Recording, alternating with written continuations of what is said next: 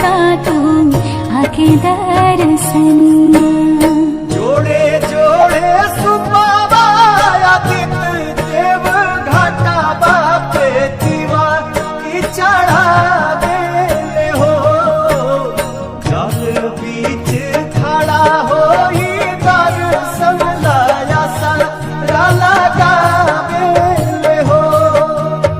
जल बीच खड़ा होई दर्शन ला आसरा लगावे हो।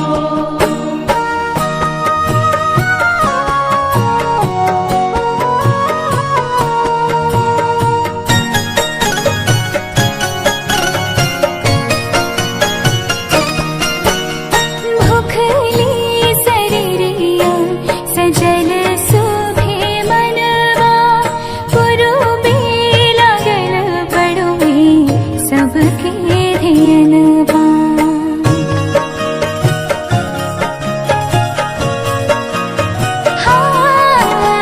भूखली शरीरिया सजल सुभे मनवा पुरुबे लागल बड़ुए सबके धियनवा।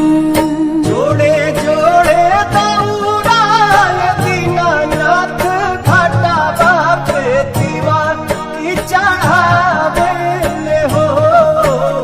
जल बीच खड़ा होई दर्शन लाया सारा लगावे हो।